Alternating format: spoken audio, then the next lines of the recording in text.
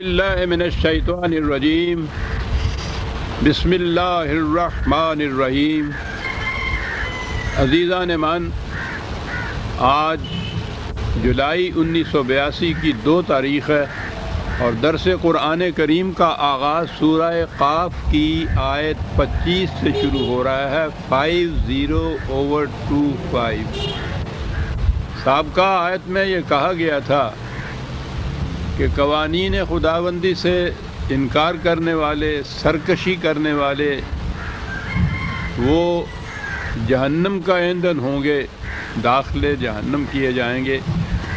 اور اگلی ہی آیت کے پہلے ہی 2 لفظوں میں بتایا کہ ان کا سب سے بڑا جرم کیا ہوگا۔ تو سب سے بڑا جرم جو ان کے فرد جرم کے سر فہرست سب سے اونچا، سب سے اوپر جس کو رکھا گیا ہے، وہ تھا مناعٍ للخیر۔ وہ دولت کو روک لیتے تھے اپنے لیے، دوسروں تک نہیں پہنچنے دیتے تھے۔ دولت کے معنی اسباب رزق ہی ہیں، زندگی کا سامان ہی ہے، روٹی ہے۔ یوں تو یہ عجیب سی بات نظر آئے گی کہ قرآن کریم تو عام تصور کے مطابق کچھ مذہب اور روحانیت کی باتیں کرنا چاہیے، اسے یہ روٹی کا مسئلہ لے کے بیٹھا، اور روٹی کا مسئلہ تو بنیادی مسئلہ ہے، یہ نہ ہو تو بات آگے چلتی نہیں ہے، زندگی ختم ہو جاتی ہے۔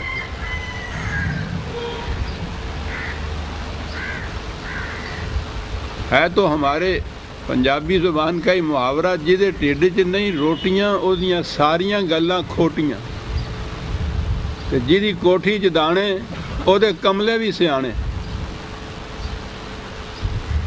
قرآن حقائق کو نظر انداز نہیں کرتا۔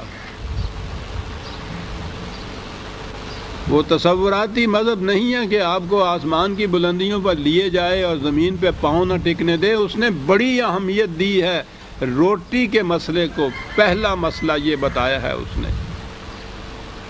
وہ لوگ جو اپنی ضرورت سے زیادہ اکٹھا کر کے روک لیتے ہیں، وہ کہتا ہے یہ کسی دوسرے کا حصہ تھا نا، اسے محروم کرو تو یہ آ سکتا ہے نا تمہارے پاس، ورنہ اگر یہ سب کے لیے مساواتی طور پہ دے دیا جائے ہر ایک کو اس کی ضرورت کے مطابق، سوال ہی نہیں ہے کہ تم اتنا اکٹھا کر سکو۔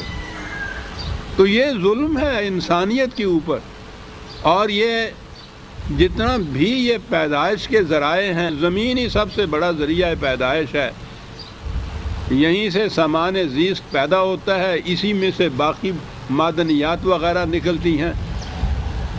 اس نے کہا کہ یہ سارے انسانوں کے لیے بلکہ تمام جانداروں کے لیے ذریعہ رزق ہے، ہر ایک کو اس کی ضرورت کے مطابق اس میں سے پہنچنا چاہیے۔ جو سمیٹ کے اپنے لیے رکھتے ہیں وہ دوسروں کو ان کے حصے سے محروم کر دیتے ہیں، اور یہ سب سے بڑا ظلم ہے۔ یہی چیز ہے کہ جسے اسلامی نظام کہا جاتا ہے، اسلامی مملکت کہی جاتی ہے، اس کی پہلی پہچان یہ ہے حضور نبی اکرم صلی اللہ علیہ وسلم کی حدیث کے مطابق کہ اس میں رات کو کوئی فرد بھوکا نہیں سوتا۔ اور حضرت عمر رضی اللہ تعالیٰ عنہ کے ارشاد کے مطابق لیا جائے تو وہ انسانوں کو ہی نہیں لیتے، وہ کہتے ہیں اس مملکت کے اندر تو ہر جاندار کے رزق کی ذمہ داری مملکت پر ہے، اگر فرات کے کنارے ایک کتا بھی بھوک سے مر گیا تو اس کا مواخذہ عمر سے ہوگا قیامت کے دن۔ یہ چند قوانین نافذ کرنے کی بات نہیں، پہلی چیز جو ہے، بنیادی چیز یہ ہے وَلَقَدْ كَرَّمْنَا بَنِي آدم، ہر انسان کی عزت انسان ہونے کی جہت سے۔ جہاں کسی انسان کی تذلیل ہو، سوال ہی نہیں، اسلامی نظام تو ایک طرف، اس کا سایہ تک بھی وہاں نہیں آ سکتا۔ دوسری چیز یہ ہے کہ کسی انسان کو کسی دوسرے انسان پر حق حکومت حاصل نہیں ہے، اور اگلی چیز یہ ہے کہ اس معاشرے میں کوئی فرد بھوکا سوتا نہیں ہے. اس لیے تفصیل میں جا نہیں سکتا، وقت تھوڑا ہوتا ہے. آپ دیکھنا چاہیں تو میری کتاب نظام ربوبیت دیکھیے، جس میں نے بتایا ہے کہ قرآن کریم نے کس قدر زور دیا اس چیز بنیادی مسئلے پہ کہ ہر فرد کو سامان زیست ملنا چاہیے اور اس میں اس کی تذلیل نہیں ہونی چاہیے، ذلت کے ساتھ نہیں. رزق کریم ملنا چاہیے، عزت کی روٹی ملنی چاہیے ہر فرد کو. اور اسی لیے اس نے سب سے بڑا جرم جو گنایا ہے وہ ہے مناع للخیر، روک لینے والے اس چیز کو کہ دوسروں تک نہ پہنچے. اتنی ہی چیز نہیں، پہلے بھی جب کبھی یہ موضوع آیا ہے تو میں نے پیش کیا ہے 2-4 حوالے، کم از کم ہر بار دہرانے پڑتے ہیں کہ اہمیت کا تقاضا یہ ہے.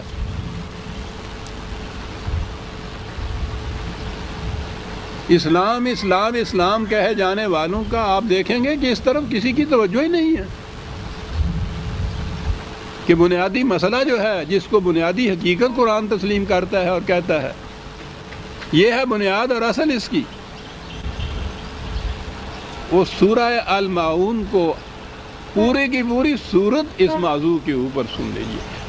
ارأیت الذی یکذب بالدین، کیا تو نے اس کو بھی دیکھا، اس کی حالت پہ بھی غور کیا ہے جو دین کو جھٹلاتا ہے، انکار نہیں کرتا. وہ تو کافر ہو جاتا ہے نا، وہ مانتا ہی نہیں ہے. ٹھیک ہے بھائی، یہاں جبر تو کسی پہ ہے نہیں، اس کا دل نہیں ٹھکتا، وہ مانتا نہیں ہے. کہتے ہیں یہ وہ لوگ نہیں ہیں، یہ وہ لوگ ہیں کہ جو زبان سے اقرار تو اس کا کرتے ہیں لیکن اپنے عمل سے اس کو جھوٹا ثابت کرتے ہیں، کیونکہ اس نے تو دعویٰ یہ کیا تھا کہ سطح ارض کے اوپر کوئی جاندار ایسا نہیں جس کے رزق کی ذمہ داری اس نے نہیں اٹھا رکھی. تو اگر بھوکا کوئی سوتا ہے تو یہ اس دعوے کو جھوٹا ثابت کرتے ہیں نا. تو کہا کہ تم نے اس کی حالت پہ بھی غور کیا کہ جو دین کو جھٹلاتا ہے، جھوٹا ثابت کرتا ہے. عزیزان مان، یہ بڑی چیز دین کی ہے، یہ کفر سے بہت آگے کی بات ہے. تکذیب یکذب بالدین، کون ہے یہ؟ ہمارے ہاں کے سطحی مذہب پرست حلقے کا تصور تو عام طور پر نماز روزے کی طرف جائے گا. وہ کہتا ہے کہ فذلک الذی یدعو الیتیم ولا یحض علی طعام المسکین، یہ وہ ہے کہ یہ اس شخص کو جو تنہا رہ جاتا ہے، معاشرے میں دھکے دیتا ہے اور جس کا کاروبار رک جاتا ہے، اس کی روٹی کا انتظام نہیں کرتا. یہ تکذیب دین کرتا ہے، جھٹلاتا ہے دین کو. دین کا دعویٰ یہ تھا کہ یہاں کوئی بھوکا سوئے گا نہیں. یہ روک لیتا ہے رزق کو اور ان کا انتظام نہیں کرتا. دعویٰ کرتا ہے کہ ہم دین پرست واقع ہوئے ہیں، دین کو جھٹلا رہا ہے. اپنے آپ کو اور دوسروں کو فریب کس بات سے دیتا ہے؟ نمازیں پڑھ کر. قرآن ہے عزیزان من، فویل للمصلین الذین ہم عن صلاتہم ساہون، تباہی ہے ان نمازیوں کے لیے کہ جو نماز کی حقیقت سے بے خبر ہیں. ایک ایک لفظ غور طلب ہے عزیزان من. 107 نمبر ہے اس سورت کا. ہم عن صلاتہم ساہون، تباہی ہے ان نمازیوں کے لیے، بے خبر ہیں. کرتے کیا ہیں؟ الذین ہم یراؤون، وہ سمجھتے ہیں کہ یہ جو اٹھنا بیٹھنا، رکوع سجود قیام، یہ جو چیز نقل و حرکت جو دیکھی جا سکتی ہے، وہ سمجھتے ہیں اس کا نام ہے نماز. ہاتھ یہاں تک اٹھاؤ، یہاں باندھو، رکوع جاتے وقت یوں کرو، سجدے میں 5 چیزیں زمین پہ ٹک جائیں، اتنا زاویہ بنے، ایسے اٹھ کے بیٹھو، ایسے یہ سارا کچھ کرو تو آواز آتی ہے نماز ہو گئی. اور اگر اس میں کوئی کمی رہ گئی، کسی نے نیچے ہاتھ باندھ دیا ہو، تیری نماز نہیں ہوئی ہے کہ مڑ کے پڑھ، نہیں ہوئی. کیا ہوا؟ ہم یراؤن، وہ سمجھتے ہیں کہ یہ ہے نماز، اور نماز کی اصل و بنیاد سے، حقیقت سے غافل رہتے ہیں۔ کرتے کیا ہیں؟ یہ کچھ کر کے اپنے آپ کو اطمینان دلا لیتے ہیں کہ ہم نے فریضہ خداوندی تو پورا کیا، اور اس کے بعد کرتے کیا ہیں عزیزان من؟ وہی جو یہاں مناعٍ للخیر کہا ہے نا، روکنے والے، وَيَمْنَعُونَ الْمَاعُونَ، اس رزق خداوندی کو جو بہتے پانی کی طرح رہنا چاہیے تھا کہ ہر ایک کے دروازے سے آگے سے گزرے، سلسبیل اس کا نام رکھا ہے، گزرتا چلا جائے، آواز دیتا چلا جائے کہ کس کس کو ضرورت ہے، لیتے جاؤ۔ اس رزق کو جسے اس طرح رہنا چاہیے تھا، یہ بند لگا کے روک لیتا ہے اور نماز پڑھ کے مطمئن ہو جاتا ہے کہ میں نے فریضہ خداوندی ادا کر دیا۔ ارایت الذی یکذب بالدین، دین کی تکذیب کرتا ہے۔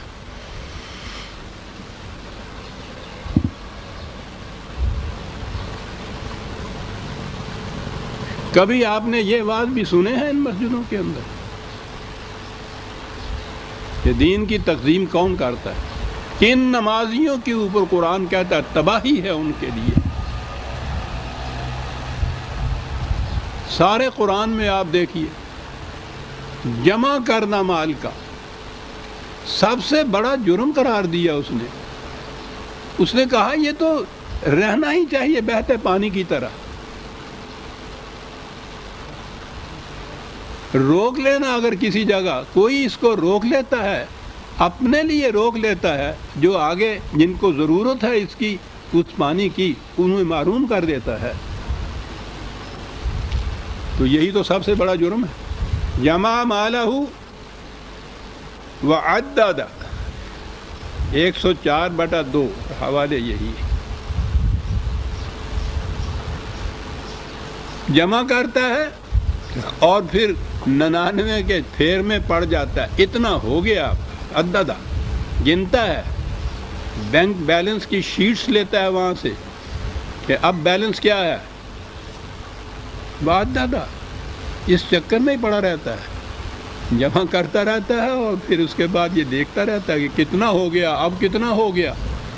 مقصد زندگی یہ سمجھ رہا ہے، یہ پتہ نہیں کہ ہر ایک روپیہ جو تمہارے بینک کے اندر جمع ہوتا ہے کسی کو محروم کر رہا ہے، کس کو، جس کی ضرورت رک گئی ہے، یہ اسے محروم کر رہا ہے۔ جمع فعوا دوسری جگہ ہے 70/18، جمع کرتا ہے۔ وہ اس زمانے میں تو اس طرح یہ بینک یا جمع کرنے کی چیزیں نہیں ہوتی تھیں، تجوریوں میں یہ تھیلیاں جو ہوتی ہیں ان میں روپیہ جمع کیا کرتے تھے۔ ہمارے بچپن میں بھی یہ ابھی نوٹ نہیں ایسے چلے تھے تو وہ روپے ہی سخت ہوتے تھے، تو وہ روپے جو تھے وہ ڈالتے تھے ایک تھیلی کے اندر اور وہ کمر کے ساتھ باندھی ہوئی ہوتی تھی، اور زیادہ ہوتا تھا تو وہ بڑی بڑی تھیلیاں ہوتی تھیں جن میں یہ ڈالتے تھے۔ کہتا ہے ان تھیلیوں کے اندر ڈالتا ہے اور اوپر سے ان کا منہ بند کر دیتا ہے، کس کے بند کر دیتا ہے کہ نکلے نہ وہاں سے۔ اس نے اس کے لیے انفاق کا لفظ استعمال کیا تھا، جس کے معنی تھے اس قسم کی تھیلی یا اس قسم کی سرخنی کہ جس کے دونوں منہ کھلے ہوئے ہوں۔ یہ اسلام تھا، ادھر سے آتا جائے ادھر سے ضرورت مندوں کے لیے نکلتا چلا جائے۔ جمع کرتا ہے، تجوری کا نیچے کا حصہ تو پہلے سے بند ہوتا ہے، اوپر کے حصے کو خود کس کے باندھ لیتا ہے۔ جمع کرنا جو ہے، قرآن کریم میں سب سے زیادہ وعید جہنم کی عذاب کی جو آئی ہے وہ ان لوگوں کے لیے آئی ہے جو مال جمع کر کے رکھتے ہیں۔ یہ جو غیر قرآنی معاشرہ ہے میں اس کی بات نہیں کر رہا، یہاں تو یہ کہا جائے گا نا کہ صاحب اگر نہ رکھا جائے تو کل کو جو ضرورت پڑے گی تو کوئی مدد ہی نہیں کرے گا، بھوکے مر جائیں گے صاحب۔ بات اسلامی نظام کی ہو رہی ہے، قرآن کے نظام کی، جو قرآن کو تسلیم کرتے ہیں یہ ان کی بات ہو رہی ہے کہ ان کے معاشرے میں کوئی شخص رات کو بھوکا سوئے گا ہی نہیں۔ تو جب انتظام یہ ہوگا کہ کسی کی رزق کی ضرورت رکی نہ رہے تو پھر سوال ہی پیدا نہیں ہوگا کہ صاحب جمع کرنا کاہے کے لیے یہ سردردی، پھر جب تمہاری ضرورت رکنی تمہاری بھی تمہارے بال بچوں کی بھی۔ نحن نرزقکم وإیاہم، ہم تمہارے رزق کے بھی ذمہ دار ہیں، تمہارے بال بچوں کے رزق کے بھی ذمہ دار ہیں، یہ اعلان کرتی ہے اسلامی مملکت۔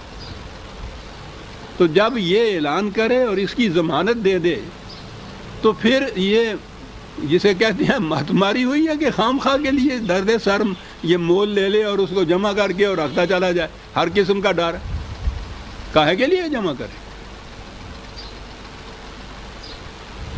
یہ ہے اسلامی نظام۔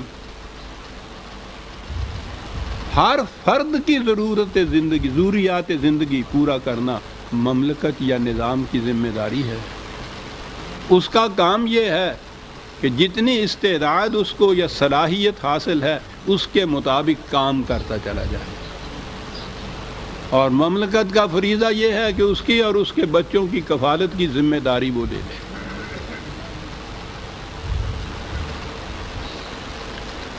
یہ سوال ہی نہیں پھر پیدا ہوگا کہ یوں جمع کرتا چلا جائے۔ وہ کسی کے پاس ضرورت سے زیادہ ہوتا ہی نہیں، رکھنے کی ضرورت نہیں ہوتی، ضامن ہوتی ہے وہ مملکت اس کے اور اس کے بچوں کے رزق کی کفالت کی۔ اس کا کام تو صرف کام کرنا ہوتا ہے۔ جو کام کرنے کے قابل نہیں رہتے معذور ہو جاتے ہیں یا اتنا نہیں کام کر سکتے جن کی ضروریات پوری ہوں، ان کی ضروریات کو بھی وہ پورا کرتی ہے وہ نظام، وہ مملکت جو ہے۔ کام کرنے والوں سے حسب استعداد کام دیا جاتا ہے اور وہ کام کرتے ہیں اور وہ ان کی ضروریات زندگی کو پورا کرتی ہے۔ یہ ہے نظام اسلامی جسے کہتے ہیں، یہ ہے اسلامی مملکت، کہ جس میں حضور نے فرمایا کہ ایک فرد بھی اگر رات کو اس بستی میں بھوکا سو گیا تو اس بستی کی ذمہ داری، اس بستی کی حفاظت کی ذمہ داری خدا اٹھا لیتا ہے، اسے تباہ ہونے دیتا ہے۔ یہ ہے نظام۔ اب سمجھ میں آئے گا کہ مناع للخیر جو کہا گیا، روک لینے والا اس اسباب زیست کو، زندگی کے خیر کو، سر فہرست مجرموں کے جہنم میں جانے والوں کے سر فہرست اس کو کیوں رکھا؟ سر فہرست ضرورت ہی یہ تھی۔ اب آپ سوچ لیجئے کہ یہ جو ہمارے ہاں کی وہ بادشاہوں کے زمانے کی بنی ہوئی فقہ سرمایہ داری کے دور کی، جس میں یہ صورت ہے کہ جتنا جی چاہے جمع کرتے چلے جاؤ اور سال کے بعد اس میں سے کچھ فیصد، جسے عام طور پہ یہ 2.5% کہتے ہیں، وہ اس میں سے بغیر خیرات کے کاٹ دو، باقی جتنا کروڑوں اربوں تک روپیہ سب جائز شیر مادر کی طرح حلال۔ قرآن جمع کرنے کے متعلق یہ کہتا ہے۔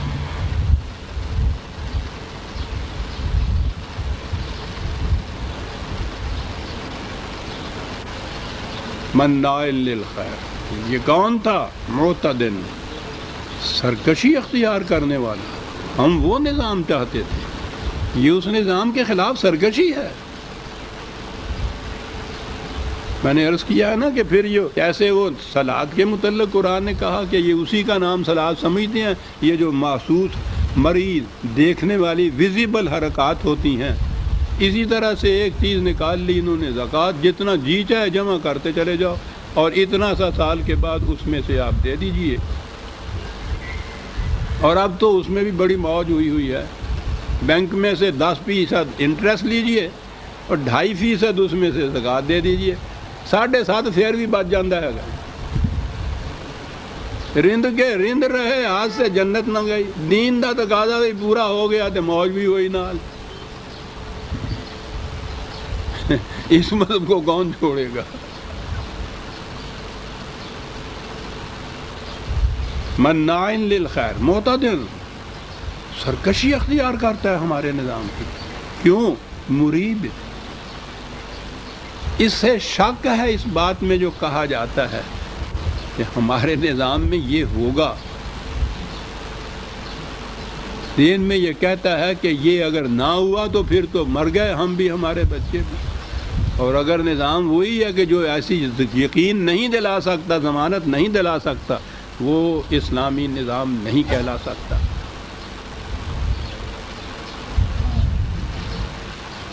نلذی جعل مع اللہ الہا آخر، یہ وہ ہیں کہ جنہوں نے خدا کے ساتھ اور خدا بھی تجویز کر رکھے ہوئے ہیں۔ یہ پھر موضوع ایک اور آ گیا کہ کس قسم کے اور خدا قرآن کہتا ہے جو تجویز کر رکھے ہیں۔ یعنی یہ جو تصور ہے خدا کا،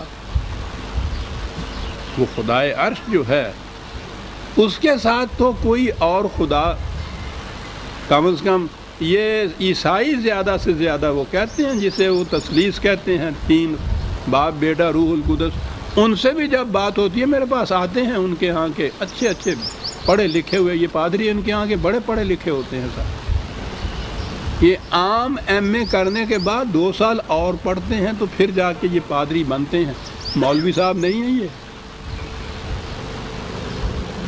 اور اب تو مولوی صاحب بننے کے لیے اتنا بھی پڑھنے کی ضرورت نہیں ہوتی جو عام مولویوں کو ضرورت ہوتی ہے، داڑھی رکھ لیجئے مولوی صاحب، ممتاز عالم دین لکھا جاتا ہے، پھر کوئی پوچھتا ہی نہیں صاحب۔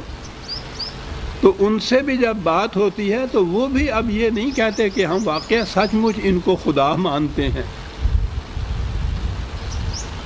لیکن یہ جو قرآن نے بار بار یہ کہا ہے کہ الہن آخر، کہا یہ ہے کہ جو چیز صرف خدا کے لیے مختص ہونی چاہیے، اس میں کسی انسان کو شریک کرنا اسے خدائی درجہ دے دینا ہے۔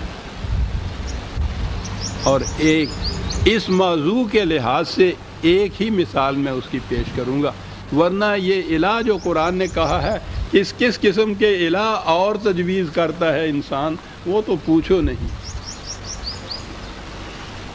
وہ تو کہتا ہے کہ خود اپنی خواہشات کو بھی یہ خدا بنا لیتا ہے، میری نہیں مانتا، اپنی خواہش کی مانتا ہے، اس جس کی مانی جائے وہ خدا۔ الہ کے تو معنی صاحب اقتدار کے ہوتے ہیں، وہ نہیں جس کی پرستش کی جائے، وہ جس کا اقتدار مانا جائے، جس کی بات مانی جائے۔ وہ تو کسی انسان کو حق نہیں دیتا کہ اپنی بات کسی دوسرے انسان سے منوائے، یہ تو تذلیل انسانیت ہے۔ سارے انسان مساوات کے درجے پہ ہیں، کسی کو حق حاصل نہیں ہے، حق حکومت قرآن کی روح سے کسی انسان کو حاصل نہیں ہے، صرف خدا کو حاصل ہے جو خدا کی کتاب کی روح سے عمل میں آتا ہے۔ الہ، پھر میں ایک الہ کہہ رہا تھا نا کہ اس وقت معاش کا مسئلہ تھا، میں نے عرض کیا تھا کہ بنیادی چیز ارض یا زمین ہے، جہاں سے یہ سارا رزق پیدا ہوتا ہے، وہاں سے نکلتا ہے، را میٹیریل بھی وہاں سے نکلتا ہے، آگے چل کے پھر وہ اور شکلیں اختیار کر لیتا ہے۔ بنیاد پیدائش کی اصل تو وہی ہوتی ہے جو ارض ہے۔ ارض پہ خدا نے بڑا ضرور دیا، ارض کے متعلق اس نے یہ کہا ہے کہ وَضَعَ لِلْأَنْعَامِ، ہم نے تمام مخلوق کے لیے اس کو پیدا کیا، کسی فرد کے لیے پیدا نہیں کیا۔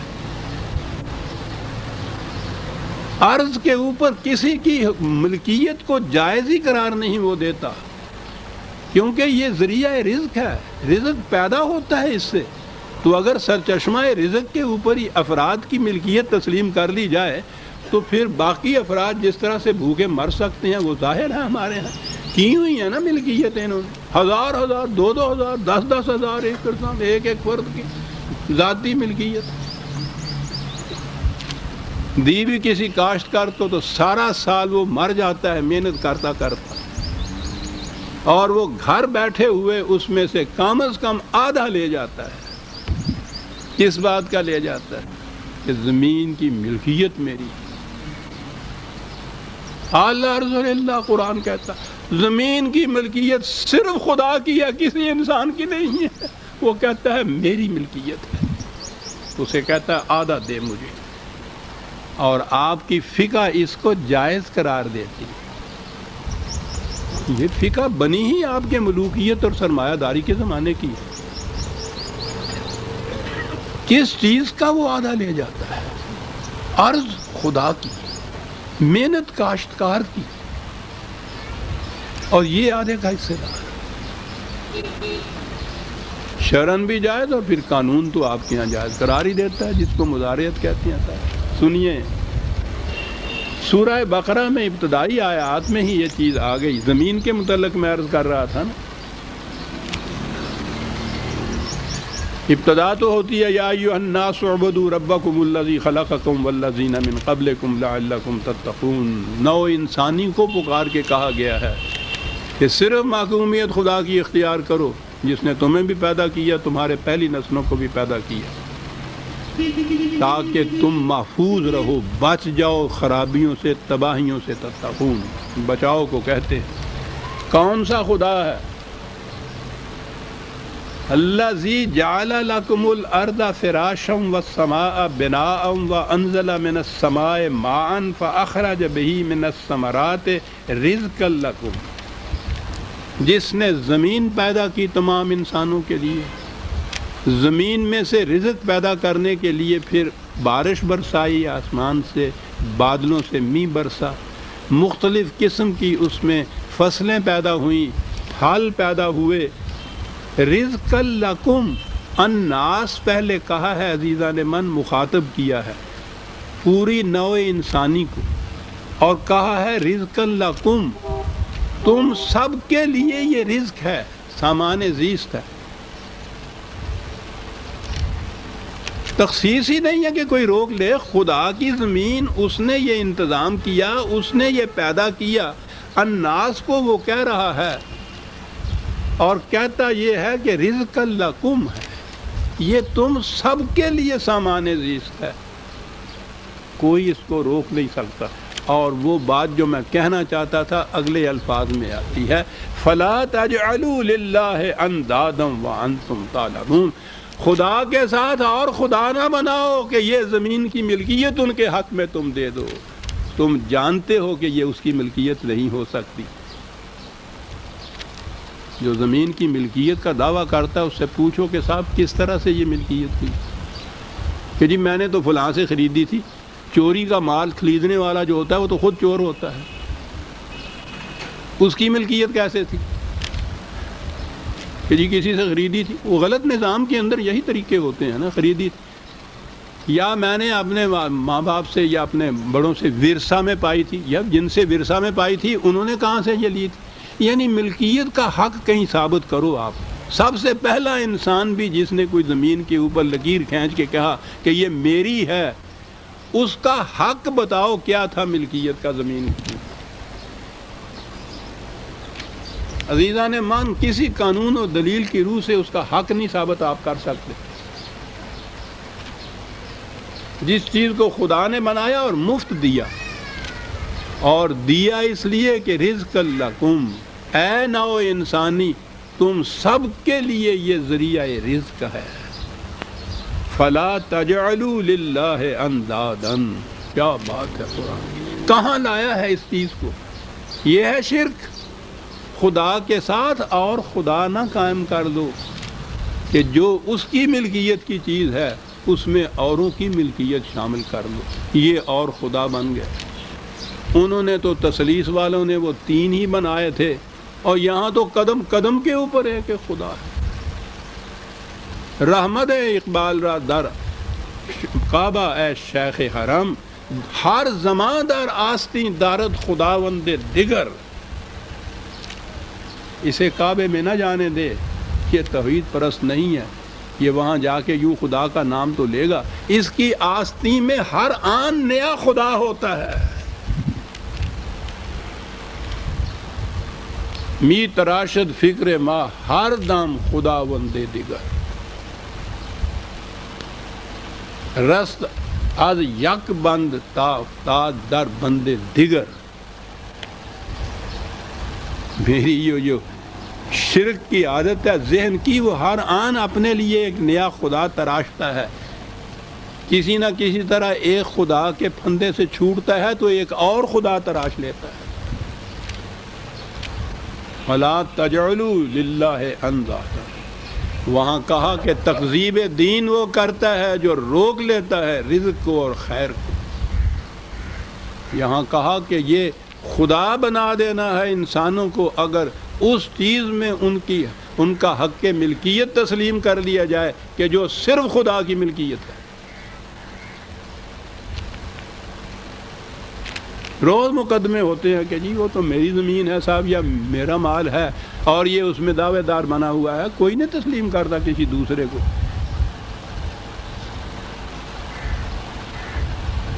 یہ تو صرف خدائی کا حق ہے جس کے متعلق جس کا جی چاہے اٹھ کے اس کے اندر شریک ہو جائے، دعوے دار ہو جائے۔ اور اس کے بعد پھر میں نے عرض کیا ہے کہ آپ کے ہاں کی شریعت جو ہے فقہ کی، وہ اسے تسلیم کرتی، مظاہریت کو تسلیم کرتی۔ وہ خدا بنانے والے تھے۔ فَأَلْقَيَاهُ فِي عَذَابِ الشَّدِيدِ، اور سخت عذاب میں پھینک گئی۔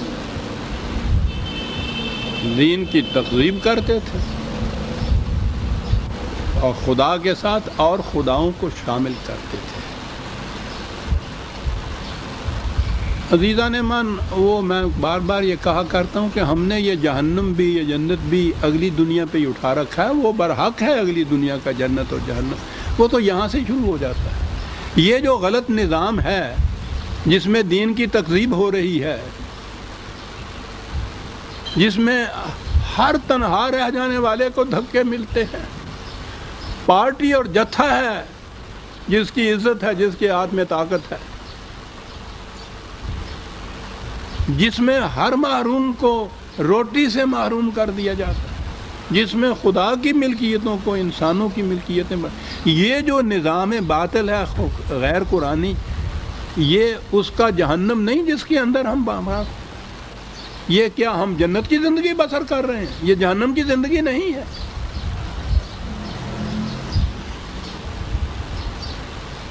جس کے ہاں کھانے کو ہے وہ بھی جہنم کی زندگی کے اندر، جو بھوکا ہے وہ بھی جہنم کی زندگی کے اندر۔ آگ کی مختلف قسمیں ہیں، وہ بھی تو وہ آگ ہے جسے خدا نے کہا کہ نار اللہ الموقدۃ التی تطلع الافئدہ، وہ آگ کے جس کے شعلے دلوں کو لپیٹ لیا کرتے ہیں۔ سوچئے تو جن کے ہاں اتنا کچھ فراوانی سے کھانے پینے کو ہے، ان کے دلوں کو ان شعلوں نے لپیٹا ہوا نہیں ہوتا۔ بھوکے کی آگ تو صرف پیٹ تک ہوتی ہے، ان کی آگ تو سارے جسم کو جلا رہی ہوتی ہے۔ یہ ہے عذاب شدید جس کے اندر وہ قوم ماخوذ ہو جاتی ہے، جو دین کی تکذیب کرتی ہے، خدا کے ساتھ اور خدا ملا دیتی ہے۔ کہا وہاں اور مقامات میں بھی قرآن نے کہا ہے کہ وہاں مجرم یہ کہے گا کہ میں تو مجرم نہیں، میں نے تو یہ کچھ نہیں تھا، یہ میرے ساتھی تھے، یہ دوست تھے، میرے حوالی موالی تھے، انہوں نے مجھے تباہ کیا، انہوں نے مجھے گمراہ کیا، میں غلط راستے پہ اس لیے پڑ گیا، میں نہیں۔ کئی مقامات پہ یہ چیز، حتیٰ کہ قرآن نے تو بیشتر مقامات میں لیڈروں کا اور ان کے فالوورز کے مکالمے درج کیے۔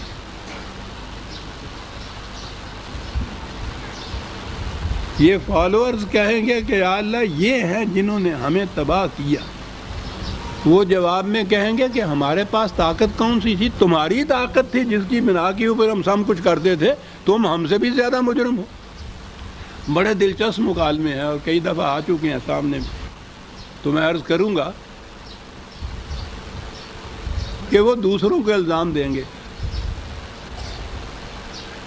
یہاں صرف یہ کہا ہے قَالَ قَرِينُهُ رَبَّنَا مَا أَطْغَيْتُهُ وَلَٰكِنْ كَانَ فِي ضَلَالٍ بَعِيدٍ، وہ ساتھی جس کو یہ ملزم قرار دے رہا ہوگا کہ اس نے مجھے تباہ کیا، وہ کہے گا کہ بار الہ بات بالکل غلط کہہ رہا ہے، جھوٹ بول رہا ہے،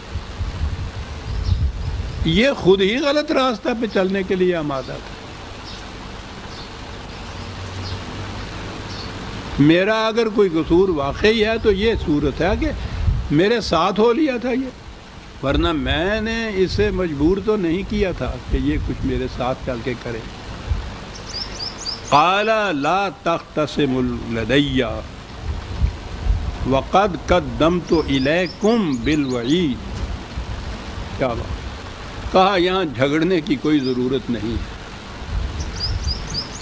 ہم ہر بات سے واقف ہیں، اور اتنی سی بات کا تو تم بھی اقرار کرو گے نا کہ تم دونوں کے پاس ہمارا وہ حق تھا جو صحیح راستے کی رہنمائی تھی، دونوں کے پاس پہنچ چکی ہوئی تھی نا، تو پھر یہ کہنا کہ اس نے مجھے گمراہ کیا ہے، نہیں اس نے نہیں، اس نے گمراہ کیا، سوال ہی نہیں۔ دونوں کو ہم نے آنکھیں دیں، سورج کی روشنی دونوں کے لیے کھلی ہوئی تھی، دوسرے کو الزام کیوں دیتے ہو؟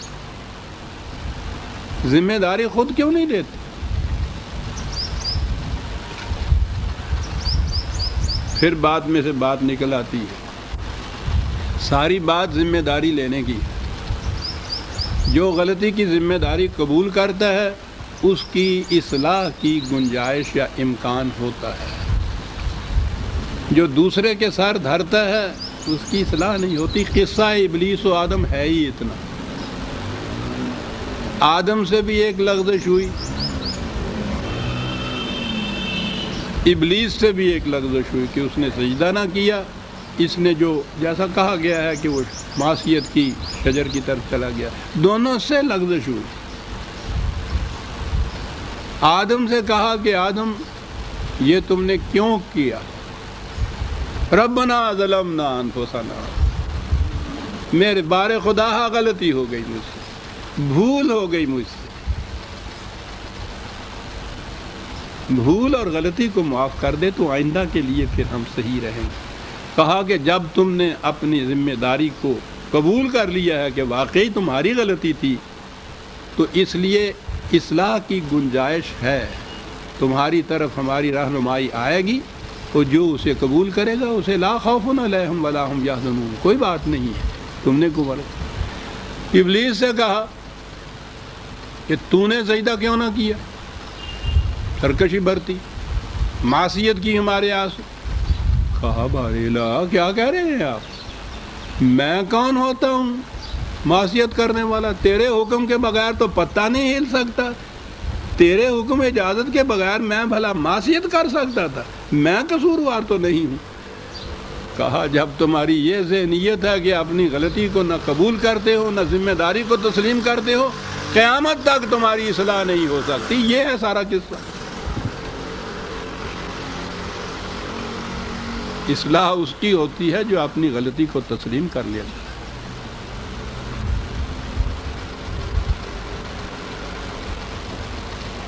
اور ہمارے جیسے گناہ گار بیچارے جو ہیں وہ تو پھر بھی تسلیم کر لیتے ہیں، جو اس فریب میں رہتے ہیں نا کہ ہم نے اتنی نمازیں پڑھ لی، اتنی نیکیاں کر لی، اتنی زکوٰۃ دے دا، حج بھی ادا کر لیا، یہ سب کچھ۔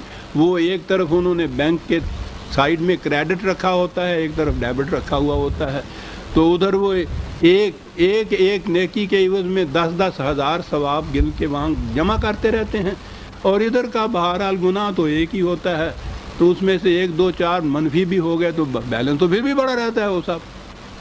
آپ دیکھیں گے کہ یہ شخص جو اپنے آپ کو اس فریب میں رکھتا ہے وہ اپنی غلطی کو تسلیم نہیں کرتا، بڑا ضدی ہوتا ہے،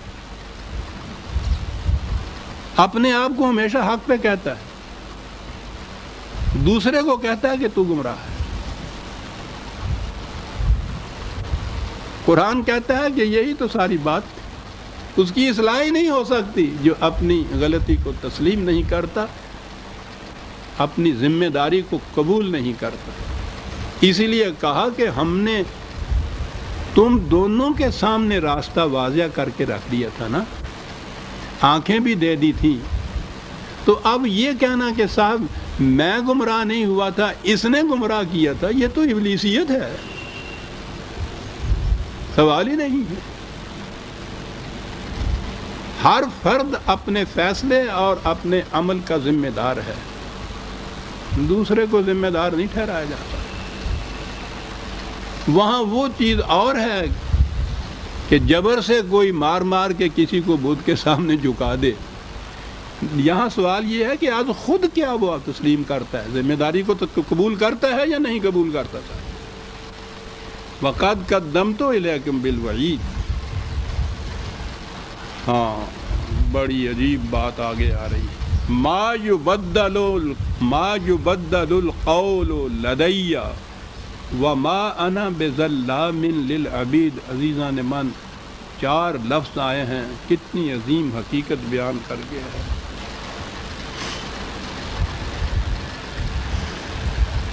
اگر نظام یہ ہو کہ مملکت کے قوانین کو واضح طور پر بیان کر دیا جائے،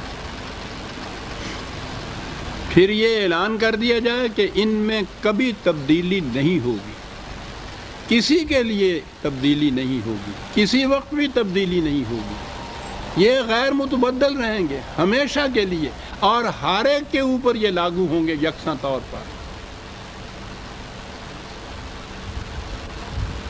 یہ اعلان، اور اس کے بعد یہ اطمینان دلا دیا جائے کہ جو کچھ ہم کہہ رہے ہیں ایسا ہی ہوگا، اور اس پہ چھوڑ دیا جائے کہ اب تم دیکھ لو ان قوانین کو، ان احکام کو، اور اس شرط کو جو ہم نے ساتھ واضح کی ہے۔ جی ٹھکتا ہے تمہارا اس کا تو قبول کر لیجیے، اس پہ بھی نہیں راضی ہوتے انکار کر دی، لیکن جب آپ قبول کر لیں گے تو پھر تو ان کی اطاعت لازم آ جائے گی نا تم پہ۔ یہ شخص جسے یہ یقین ہو کہ یہ قانون ہیں، یہ کبھی بدلیں گے نہیں، کسی کی خاطر اس میں تبدیلی نہیں ہوگی، اسے کتنا اطمینان حاصل ہوگا۔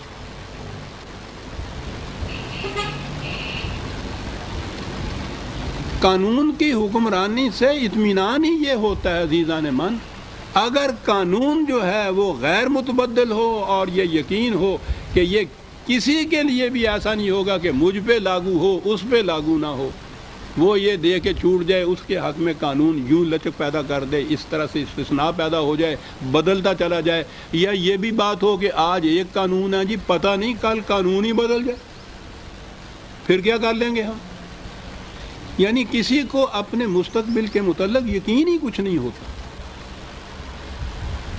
ہر وقت دھڑکو دھڑکو کرتے رہتے ہیں، جسے کہا نا جب یہ صورت کہیں پیدا ہو، یہ در حقیقت لا قانونیت ہوتی ہے۔ ویسے تو اعلان کرنے کو ایک قانون ہوتا ہے، آج ہوتا ہے، یقین نہیں ہے کہ کل یہی قانون رہے گا، پتہ نہیں اس میں کیا تبدیلی ہو جائے گی۔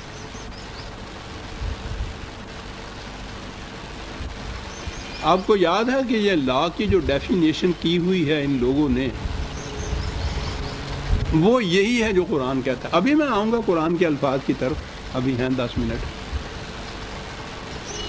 یہ سائنٹیفک دنیا میں لا جس کو کہا جاتا ہے، قانون جسے کہا جاتا ہے، اس کی ڈیفینیشن یہ ہے کہ if then، اگر یہ کیا جائے تو اس کا یہ نتیجہ نکلے گا، اور آگے ہے always، ہمیشہ ایسا ہوگا۔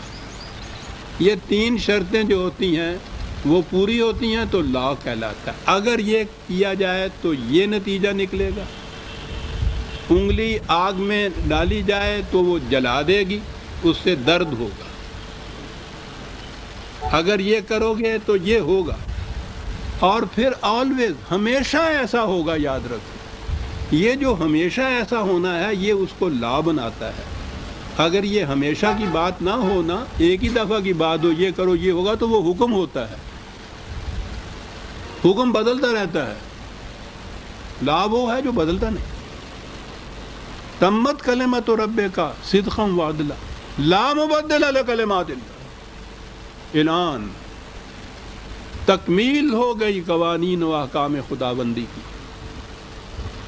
پہلی چیز تو یہی کہ مکمل ہوگی، اب اس میں کچھ اور اضافے کی بات ہی نہیں رہی۔ لا مبدل کلمہ، اور کوئی اس میں تبدیلی نہیں کر سکے گا۔ عزیزان من، کتنا بڑا اطمینان حاصل ہوتا ہے اس نظام میں جس میں یہ یقین دہانی ہو کہ یہ ہے لا، یہ ہے ضابطۂ قوانین، یہ ہے مکمل، اس میں کوئی تبدیلی نہیں ہوگی صاحب۔ اور جیسا میں نے عرض کیا ہے، اگر ہر وقت یہ کیفیت ہو کہ آج پتہ نہیں یہ قانون ہے، کل کو کیا ہو جائے، میرے لیے یہ قانون ہے، اس کے لیے کیا قانون ہو جائے، یعنی بدلتا رہے گا۔ تمہید میں نے عرض کی ہے، الفاظ اب آ رہے ہیں قرآن کے۔ عزیزان من، وجد میں آ جاتا ہے انسان، ما یبدل القول لدی، ان سے کہا یاد رکھو ہماری بات بدلا نہیں کرتی، اور اس کا نتیجہ کیا ہے؟ بات نہیں بدلا کرتی۔ وما انا بظلام للعبید، ہم اپنے بندوں پہ ظلم نہیں کیا کرتے۔ تو نظر آ گیا کہ قانون کی طرف سے بے یقینی جو ہے یہ بھی ظلم ہے۔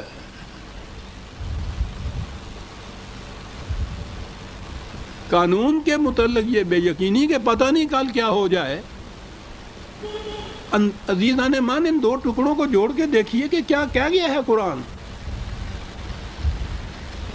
ہم اپنے بندوں پہ ظلم نہیں کیا کرتے. ظلم کیا ہے؟ آج کچھ قانون، کل کچھ قانون، یقین ہی نہ ہو، ضمانت ہی نہ ہو کہ کل کو کیا ہو جائے گا. کہا یہ بات ہمارے ہاں سے نہیں ہوتی، یہ تو بندوں پہ ظلم ہے. ہمارے ہاں سے بندوں پہ ظلم نہیں ہم کیا کرتے. اور اس کی دلیل یہ ہے کہ ہمارا قانون بدلا نہیں کرتا. دیکھا عزیزان من، بات تو چھوٹی سی تھی، نچیتا کتنا عظیم ہے جو قرآن بیان کر گیا ہے. قرآن کرتا ہی یہ ہے. یوں نکل جائیے آپ کہ ہمارے ہاں بات نہیں بدلتی، ہم بندوں پہ ظلم نہیں کرتے، اور آگے بڑھ جائیے یوم نقول لجہنم، کچھ نہیں ذہن میں آتا. کھڑے ہو کے سوچئے قرآن کہتا ہے کہ ہمارے ایک ایک لفظ پہ غور کیجئے. یہ تو اتنا محکم ہے جو کچھ ہم کہہ رہے ہیں کہ پہاڑ پہ نازل کرتے تو قلب کوہ جو ہے شک ہو کے رہ جاتا. یہ وہ ہے قرآن. اللہ اکبر. لیکن اس نے ساتھ ہی کہا ہے کہ انسانوں میں سے وہ بھی ہیں کہ جن کے دلوں میں سے پھر ایک قطرہ بھی چشمے کا نہیں پھوٹتا. وہ ہم لوگ ہیں نا. یہ کتنی ایک عظیم بنیادی حقیقت واضح کر دی اسلامی مملکت، اسلامی نظام، قرآنی نظام، قرآن کے اصول کی، کہ قانون کے متعلق اگر بے یقینی پیدا ہو جائے تو وہ ظلم ہے انسانوں کے لیے. حالانکہ وہ دوسرا فیصلہ بھی بدلے ہوئے قانونی کے مطابق ہوگا، عدالت تو اس کو بھی جسٹس کہے گی. قرآن تو عدالت کے فیصلے کو جسٹس نہیں کرتا. وَبِّهِ يَعْدِلُونَ قرآن کہتا ہے عدل وہ عدل ہے جو قرآن کے مطابق کیا جائے. یہ نہیں کہ جو قانون تم بنا لو اس کے مطابق جو فیصلہ کیا جائے. ہمارے جتنے نظام ہیں دنیا میں اس میں تو یہی ہوتا ہے. مقننہ ایک ہوتی ہے، وہ قانون بناتی ہے، جس قسم کا بھی وہ قانون بنائے عدلیہ کو دے دیتی. عدلیہ اس قانون کے مطابق فیصلہ کرتی ہے تو اسے انصاف کہا جاتا ہے. وہ خود قانون کس قسم کا ہے اس سے واسطہ نہیں ہوتا عدلیہ کو. کسی کو منظور نہیں ہے تو مقننہ سے جا کے کہے کہ تمہارا یہ قانون اس قسم کا ہے، اس میں تبدیلی کچھ کرو. جب تک تبدیلی نہیں ہوتی اس وقت تک عدالت مجبور ہے اس کے مطابق فیصلہ کیے جائے. اس کو انصاف کہتے ہیں. قرآن کہتا ہے یہ سوال ہی نہیں ہے. وَبِّهِ يَعْدِلُونَ. جو عدالت قرآن کے مطابق فیصلہ کرے گی اس کے فیصلے کو انصاف کہا جائے گا. اس کے لیے مقننہ یہ ہے، اور اس کے فیصلے لا مبدل لکلمات، اس میں کوئی تبدیلی نہیں ہوتا. بڑا اطمینان و سکون ہوتا ہے عزیزان مان. اگر یوں ہی ہم تو ذہن میں یہ کہتے ہیں نا کہ یہ ہو جائے، تو معلوم نہیں کہ کہاں ہوگا اور کب ہوگا. لیکن آپ سوچ لیجئے جو قرآن کہہ رہا ہے نظری طور پہ بھی عملاً اگر کہیں یہ نقشہ مسلط ہو جائے، کس قدر سکون اور کس قدر اطمینان نصیب ہو جائے انسانوں کو. لا مبدل لکلمات. وہ خدا جس کے ہر وقت اختیار میں ہے یہ چیز کہ کائنات ساری کو بدل کے رکھ دے، وہ اتنا بڑا اطمینان، اتنی بڑی ذمہ داری لے رہا ہے، اتنا بڑا اطمینان دلا رہا ہے کہ ہم بھی نہیں بدلیں گے. کیا بات ہے اس خدا کی. کہا یوں ہے جن کا فیصلہ ہو رہا ہے کہ یہ اہل جہنم ہیں اور یہ ادھر جائیں گے. یوم نقول لجہنم حل امتلأت وتقول حل من مزید. جہنم کی وسعتیں، اتنا کچھ اس میں ڈال دیا جائے گا، اس کے باوجود اسے کہا جائے گا کہ کیوں بس ٹھیک ہے پیٹ بھر گیا. وہ کہے گی کہ نہیں اور لے آئیے کچھ. جہنم کسی جگہ کا نام نہیں ہے عزیزان من جو بھر جانے والی بات ہے. جہنم تو ہر فرد اپنا اپنا جہنم لے کے یہاں سے ساتھ جاتا ہے. یاد آ گئی ہوگی آپ کو شاید اقبال کی وہ نظم جو عام طور پہ میں پیش کیا کرتا ہوں، بڑی دلچسپ تھی. پھر دوہرا دوں. انہوں نے کہا کہ میں گیا وہاں، ملائکہ نے مجھے جنت دکھائی، مختلف مناظر دکھائے، بہت جی خوش ہوا. واپس آنے لگا تو میں نے کہا یار وہ جہنم کا بھی ایک سنا ہوا ہے، وہ ذرا اس کی بھی ایک جھلک دکھا دیجئے، دیکھوں تو صحیح. وہ کہنے کے چلیے دیکھیے. تو ذہن میں یہ تھا کہ اس کے شعلے تو لپک لپک کے آسمان تک جا رہے ہوں گے، گڑگڑاہٹ ہوگی، اتنی حرارت. وہاں جا کے دیکھا تو وہ ایک بالکل یخ بستہ ٹھنڈا سنسان. میں نے کہا بھائی جہنم؟ کہنے لگے یہی. کہنے لگے وہ جو آگ اور اس کے شعلے اور وہ ایندھن اور وہ کیا چیز ہے؟ اس نے کہا کہ حضرت اہل دنیا یہاں جو آتے ہیں اپنے انگار ساتھ لاتے ہیں. کیا بات!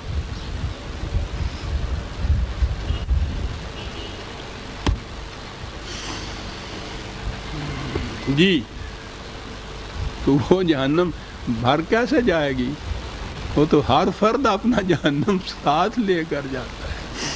اور دوسری طرف وَأُزْلِفَتِ الْجَنَّةُ لِلْمُتَّقِينَ غَيْرَ بَعِيدٍ، کہتا ہے وہ جنت اس کو بھی ذرا قریب کر دیا جائے گا. کہا ویسے تو اب بھی وہ دور نہیں ہے. کیا بات ہے! وہ دیکھنے والی آنکھیں ہونی چاہیے. اب بھی کچھ وہ بعید نہیں ہے تم سے.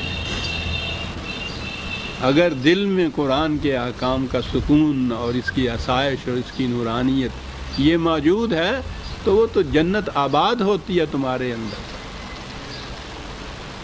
جنت تیری پنہاں ہے تیرے خون جگر میں. تو کہا غیر بعید، اب بھی وہ دور نہیں ہے، بس یہ ہے ابھی تمہاری آنکھیں اس کو نہیں دیکھ رہی تو کوئی بات نہیں، ہم ذرا اور قریب کر دیں گے، جنت دیکھ لو گے. ھذا ما توعدون لکل اواب حفیظ، یہ تھا وہ جو ہم نے وعدہ کیا ہوا تھا ہر اس کے لیے کہ جو خدا کے قانون کی طرف آنے والا ہے اور حفاظت کرنے والا ہے. من خشی الرحمن بالغیب وجاء بقلب منیب، وہ کہ جو جسے کہتے ہیں نا یہ ڈرنے والی بات ڈر والی بات نہیں ہوتی، کسی آنے والے خطرے سے جو احتیاط کا احساس ہوتا ہے اسے کہتے ہیں خشیہ. بالغیب کے معنی عام طور پر یہ کیے جاتے ہیں کہ جی غیب کا علم تو ہمیں نہیں ہے، ہمیں غیب پہ ایمان لے آنا چاہیے اور غیب سے ڈرتے رہنا چاہیے. یہ بات غیب کی نہیں ہے. قرآن یہ کہتا ہے کہ اس دانے کو اس زمین کے اندر بو دو گے اور اس طرح سے اگر اس قانون کے مطابق اس کی نگہداشت کرو گے، پرورش کرو گے تو یہ ایک دن 700 دانے تمہیں دے دے گا. اس دانے کو جب بویا جاتا ہے زمین میں تو اس وقت یہ 700 دانے سامنے نہیں ہوتے. یہ خدا کا ارشاد ہوتا ہے، اس کا کہنا ہوتا ہے، اس کی ایک ضمانت ہوتی ہے. کسان اس پہ یقین کرے تو پھر تو وہ محنت کرے گا دانہ بونے کی، اور اس پہ محنت نہیں اگر اس پہ یقین نہیں کرے گا تو وہ مشقت ہی نہیں کرے گا. یہ جو یقین ہے خدا کے اس وعدے پر کہ اگر یہ کرو گے کہ اس کا نتیجہ یہ نکلے گا، اس وقت تو تمہارے سامنے وہ بات نہیں ہے 700 دانے، لیکن ہم یقین دلاتے ہیں کہ اس سے 700 دانے ہوں گے. اسے کہتے ہیں بن دیکھے نتائج پر یقین رکھنا. کسان محنت ہی اس طرح سے کرتا ہے کہ وہ بن دیکھے ان دیکھے نتائج پر یقین رکھتا ہے. یہ ہوتا ہے جسے کہتے ہیں بالغیب ایمان. ورنہ عام معنی ہوتے ہیں تو اس میں دلیل اور برہان، علم و بصیرت، عقل، فکر کی تو بات ہی نہیں ہو، تو ایمان بالغیب بات والی بات ہوتی ہے. صاحب غیب پہ ایمان رکھنا ہوتا ہے صاحب. یعنی ان سے پوچھو تو صحیح کہ یہ ہے بات کیا جو کہہ رہا ہے. یہ ہے وہ غیب جو اس وقت نگاہوں سے پوشیدہ ہے لیکن کسی وقت اس نے باہر آنا ہے، مشہود ہونا ہے. بارہ وجاء بقلب منیب، اسی لیے کہا کہ وہ ایسا دل ساتھ لے کے آتا ہے جو رجوع کرتا ہے ہمارے اس کہنے کے اوپر جو ہم نے کہا ہے کہ ایک دانہ بو گے تو 700 دانے اس میں سے اگیں گے. ہم ان سے کہیں گے ندخلوہا بسلام ذالک یوم الخلود، اس میں نہیں داخل ہو جائیے۔ بہرحال بے سلام قرآن نے بڑا جامع لفظ یہ سلامتی جسے کہتے ہیں، اس کے معنی پیس ہی نہیں ہوتا، تکمیل بھی اس کے معنی ہوتا ہے، پورے کا پورا ہونا جو ہے، تکمیل ذات جو ہے انسان کی، یہ بھی اس میں شامل چیز ہوتی ہے۔ مرغ مسلم تو آپ نے سنا ہوگا نا، اسی سلامی سے تو ہے، پورے کا پورا ہو تو جب ہے، اگر ٹیک ٹانگ کام ہو تو مسلم نہیں ہوتا ہو۔ بسلام تکمیل ذات کے ساتھ داخل ہو جاؤ۔ ان لفظوں کے لیے میں نے وقت مانگا تھا شیخ صاحب سے کہ لہم ما یشاؤون فیہا ولدینا مزید۔ عظیم بات ہے، جنت کے متعلق بتایا یہ خصوصیت یہ کہ اس میں جو تم چاہو گے ہوگا۔ اللہ اکبر، جو چاہو گے ہوگا، بہت بڑی بات ہے صاحب۔ راوی عیش لکھتا ہے، اور آگے یہ ہے کہ اتنی بات نہیں کہ جو تم چاہو گے وہ ہوگا، ہمارے پاس اس سے بھی زیادہ ہوگا۔ یعنی بات سمجھ میں نہیں آتی کہ جب کہا جو چاہو گے وہ ہوگا تو اس سے زیادہ کہا کیا؟ یہ بچے جاتے ہیں نا آپ کے ساتھ مارکیٹ میں کچھ لینے کے لیے، کیا لیتے ہیں؟ یہ موٹر سائیکل، وہ کھلونا ہی ہوتا ہے۔ وہ کہتے ہو نا کہ بیٹا بڑے ہو گے تو پھر ہم تمہیں کچھ اور بھی لے کے دیں گے، وہ جو اصلی موٹر ہوتی ہے۔ وہ کہا زندگی کی جس سطح پہ تم ہو یہ تو بچپن ہے تمہارا، تم کھلونوں سے بہل جاتے ہو، ہمارے پاس تو حقیقی موٹریں ہیں جو ہم تمہیں دیں گے، جو تم چاہتے ہو یہاں ہمارے پاس اس سے کہیں زیادہ اور رکھا ہے۔ تمہارا ظرف ابھی اتنا سا ہی ہے، ظرف کے پیمانے وسیع ہو جائیں گے اور اس کے مطابق ہم تمہیں دیں گے، جو چاہو گے ملے گا، اس سے زیادہ ہم تمہیں دیں گے۔ یہ ہے جنت۔ اور اسی پہ میں نے کہا کہ ایک لفظ یاد آ گیا، یہ تو وہ ہے جو جنت کی زندگی ہے، اور یہ جو ہماری زندگی جہنم کی زندگی ہے جس میں یہ کہا، تو اس کے لیے میں کہا کرتا ہوں کہ بے نیازی کے تیری ناز اٹھائے کیا کیا، جو نہ چاہا وہ ہوا اور جو چاہا نہ ہوا۔ مبدأ فیض سے بس اتنا گلہ ہے مجھ کو کہ جو نہ مانگا وہ ملا اور جو مانگا نہ ملا۔ ایک یہ جہنم، ایک وہ ہے کہ جو چاہو گے ملے گا، جو مانگو گے ملے گا، اس سے زیادہ یہ ہوگا۔ اعتراض پیدا ہوتا ہے کہ جی جو چاہو گے ہوگا، اور اگر کوئی چیز ناجائز خواہش ہوگی انسان کی وہ بھی ہو جائے گی صاحب۔ قرآن ہے عزیزان من کہتا کہ ہم یہ بات مومنین کی کر رہے ہیں، اہل جنت کی، ان کی کیفیت یہ ہے کہ ما تشاؤون الا ان یشاء اللہ 76/30، وہ چاہیں گے ہی وہ جو ہمارا قانون چاہے گا، وہ تو اس کے خلاف چاہیں گے ہی نہیں۔ کیا بات ہے۔ سورہ قاف کی آیت 35 تک ہم آ گئے عزیزان من۔ ربنا تقبل منا انک انت السمیع العلیم۔ شکریہ۔